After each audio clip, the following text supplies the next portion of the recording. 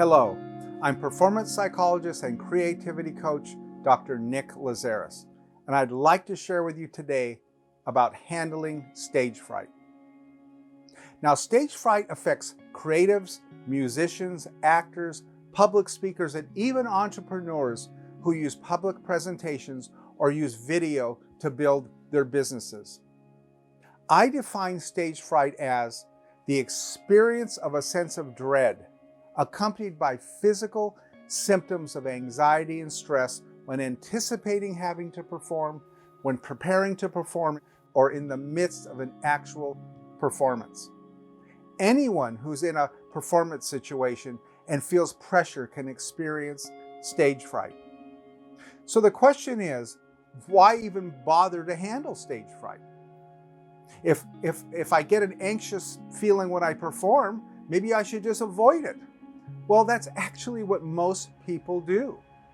If you don't perform, there isn't any anxiety. It actually works. There's no fear, apprehension, nervousness, or panic. But as a performer of any kind, the ability to present and to perform without severe anxiety is crucial to your success. So in order to handle stage fright successfully, you must deal with both the mental as well as the physical side of anxiety. In order to perform without anxiety, one must develop the ability to switch from critical negative thinking to feeling more grounded and in the moment as a performer.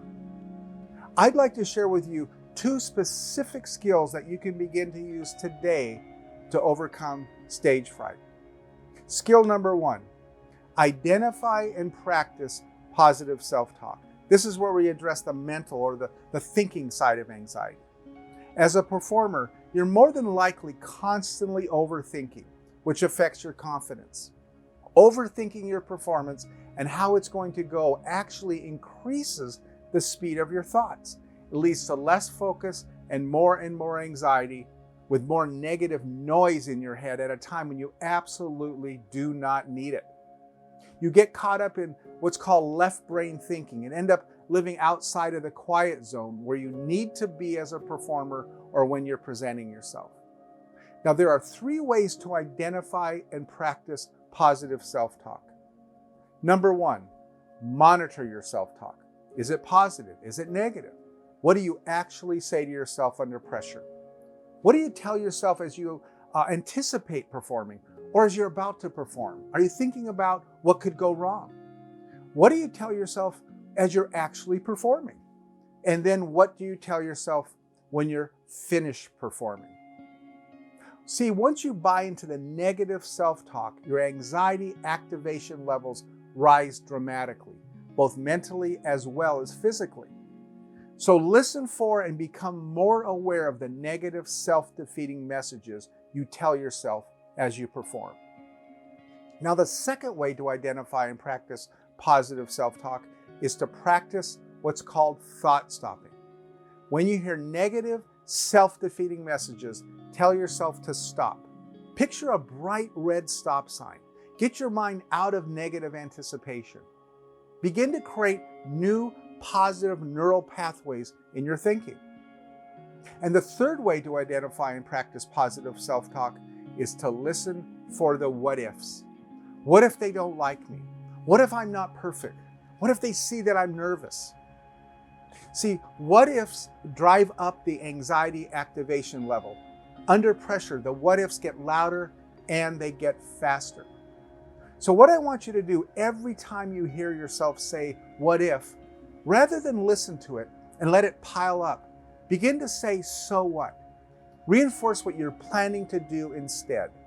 Replace what if with so what. And that doesn't mean you don't care. It simply means that you're becoming more able and more aware of tools and skills to help you become less anxious and more in the moment. Replace negative inner dialogue with more positive inner dialogue. So what if I get nervous? I'm ready to go for it. I know I can do this. I've learned how to use breathing, for example, to calm myself. The audience is on my side. I am prepared. I can see myself giving a good performance. I'm committed and ready to do my best. It's time to be courageous. Now, to support you in changing that negative inner voice chatter, I want you to give that critical inner voice an actual name and then begin to listen for it. Quiet it every time you hear it, every time you can. For example, you might name the negative inner voice that you hear as Bob. Listen for Bob. And whenever you hear it, picture a bright red stop sign and tell Bob to be quiet, to shut up, to leave you alone, because you intend to perform well and I intend to have less anxiety. So skill number 1, identify and practice positive self-talk. Skill number 2, practice taking slow, deep, focused breaths. This is where we begin to address the physical side of anxiety. Because when you get anxious, your breathing changes, and you know that. It goes from relaxed and slow to faster, more shallow breathing coming from the upper lungs. It's upper lung breathing. Unfortunately, shallow, fast breathing is not only a reaction to stress, it actually creates stress. Yet, it's practically impossible to feel tense when you practice focused breathing. So one of the most important tools you can use to control performance anxiety is focused breathing, learning to breathe mindfully. Now, here are 3 steps to achieve focused breathing. Number 1, I want you to inhale slowly through your nose and imagine there's a balloon in your stomach that's filling up with air. I want you to breathe in and fill that balloon up with air, which is actually pushing air into your lower lungs. Then hold that breath for a few seconds. Fill it up, hold it. And then I want you to exhale slowly and fully through your mouth, feeling the balloon in your stomach deflate completely. As you say a word such as relax or calm, always use the same word as the air is going out. As you exhale, picture tension and anxiety leaving your body. And in the beginning, I want you to practice focused breathing as many times as you can throughout the day when you don't need it. Because the hardest part is to remember to practice this when you're going through your day, so that when you really need it and you're starting to get anxious, you can use your breathing to slow down the anxiety, both physically and in your thinking. Become aware of your breathing pattern as much as possible. So identify when you begin to feel fast breathing creeping in.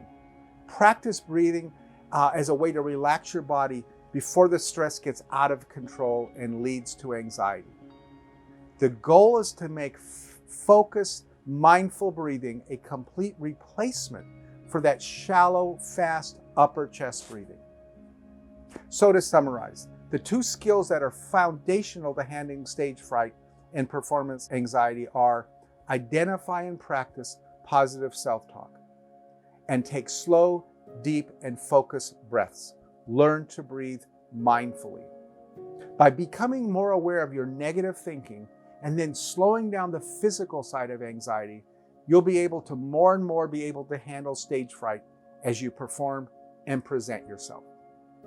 Thank you so much for watching today. And if you'd like to find out more about handling stage fright, you can go to my website at drnicklazaris.com. And there you'll find a link to my performance anxiety roadmap, Overcoming Anxiety and Stage Fright Forever. Thanks again.